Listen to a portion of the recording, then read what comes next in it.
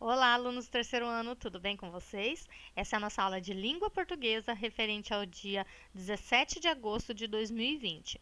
E nós trabalharemos com a correção das páginas 25 e 26 e com troca de ideias das páginas 26 a 28. Vamos lá então. Ali na página 25 nós tínhamos: releia o início do texto e explique com suas palavras por que especialistas acreditam que sentir medo é algo bom. Os especialistas explicam que sentir medo é bom porque é uma maneira de nos proteger de vários riscos. Então, por exemplo, quando nós sentimos o medo, isso nos impede que os nossos atos sejam perigosos, né? Por exemplo, eu sei que se eu atravessar uma rua enquanto vem um carro, isso é perigoso para mim, eu posso ser atropelado. Então, o meu medo. Então, por exemplo, vocês até analisam a distância que esse carro dá. Será que dá para eu passar? Não, nunca aconteceu isso com você? Será que dá para eu passar? A gente sempre tem essa análise antes. O medo nos faz refletir e tomar as nossas decisões, né?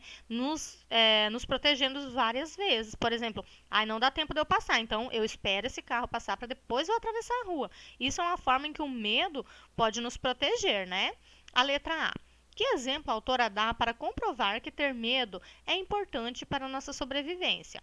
Com medo de bichos ferozes, os homens passaram a se proteger em cavernas e a evitar sair durante a noite. Então, isso aconteceu com os primeiros homens, os homens primitivos, digamos assim, né? E foi o que manteve a sobrevivência da espécie humana.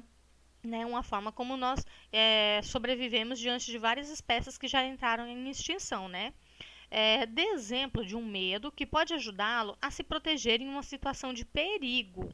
Então, por exemplo, diante de um cachorro bravo. Vocês estão diante de um cachorro bravo e todo mundo fala, fica quietinho, não se mexe, para ele não avançar em você, né? Essa é uma situação em que o medo pode nos proteger. A gente fica quietinho até alguém vir pegar, ou então a gente não entra numa casa em que sabe que tem um cachorro bravo, não é mesmo? Então, o nosso medo faz com que nós tomemos decisões que nos impeçam de colocar a nossa vida em perigo, né?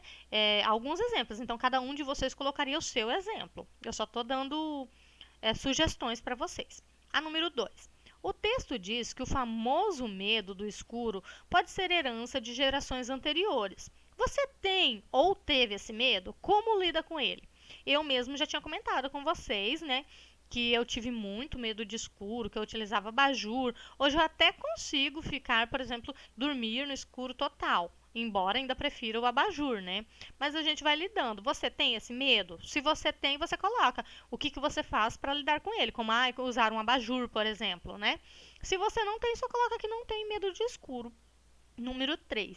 Diante de uma situação de perigo, nosso corpo, comandado pelo cérebro, pode reagir de diferentes maneiras. Volte ao texto e marque uma reação que você já teve vivendo uma dessas situações. Agora explique o fato que provocou essa sensação. Então, vocês vão voltar lá no texto. Você já teve calafrio? Já teve, como que eu diria, o estômago, frio na barriga?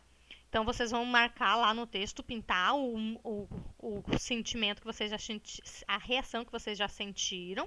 E daí vocês vão explicar o que provocou isso. Eu fiquei com medo diante de um cachorro bravo. Eu fiquei com medo diante de um animal selvagem, por exemplo, a cobra, que vocês já citaram várias vezes, né? E vão explicar aqui agora, tá? Vocês vão pintar lá no texto uma das reações que vocês já tiveram e aqui vocês só vão explicar por que vocês tiveram essa reação, tá? Página 26. Consultando o texto, complete as frases abaixo.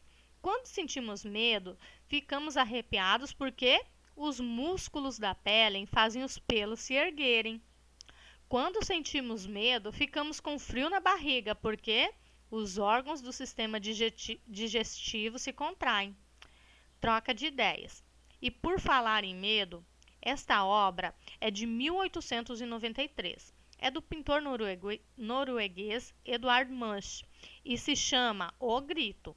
Aprecie a tela, observando os detalhes, pinceladas e cores. Depois escreva as sensações que ela lhe provocou. Então, eu quero que vocês observem bastante essas cores aqui. Olha só como é que ele está. O Grito. Por que esse nome, será? O que vocês acham que ele está sentindo?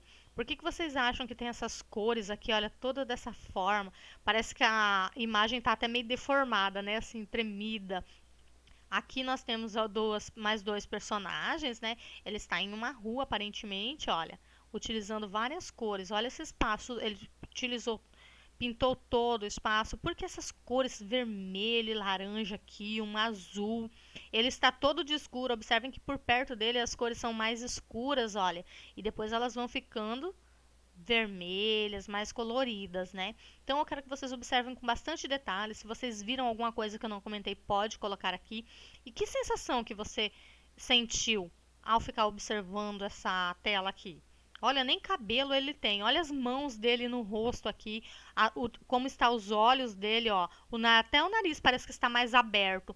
Por que será que está dessa forma? O que vocês acham que ele está sentindo? O que vocês estão sentindo ao analisar essa pintura aqui? Então vamos lá agora para a página 27. Aqui nós temos, ó, essa obra ficou tão famosa que inspirou releituras, capas de revista, cenas de filmes e desenhos. Veja que trabalhos interessantes. Olha só.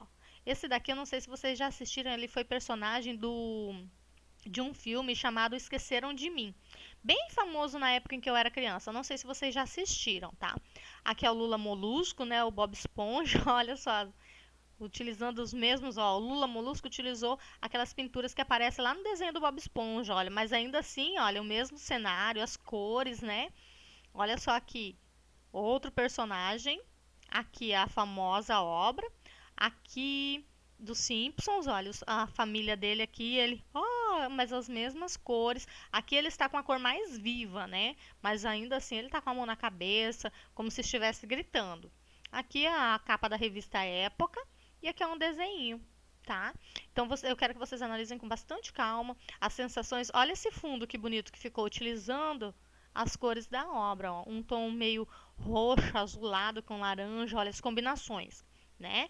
Agora lá na página 28 vocês têm, agora é a sua vez. A partir das impressões que você teve ao apreciar a obra original, crie a sua própria versão do quadro.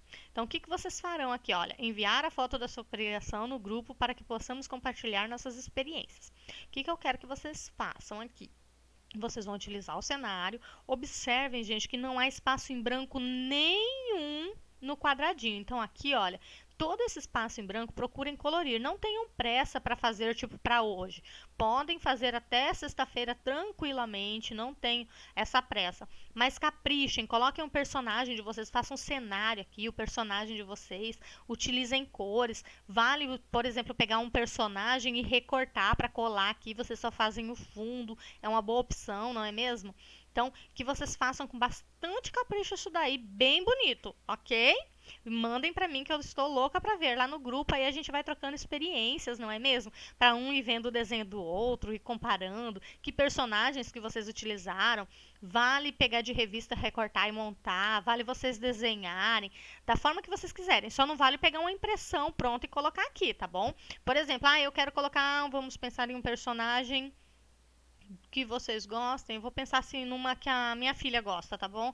Um personagem do My Little Pony. Aí vocês fazem todo o fundo, recortam um personagem aqui, ó, e monta aqui. Tá bom? Vale fazer isso. Aí vocês podem utilizar lápis de cor, giz de cera, até tinta se vocês tiverem em casa, o que vocês quiserem. A criação é de vocês, tá bom? Utilizem aí a criatividade e mãos à obra. Vou esperar essas fotos ansiosa, tá bom? Dessa forma eu finalizo a nossa aula de hoje. Obrigada, um beijo e tchau, tchau!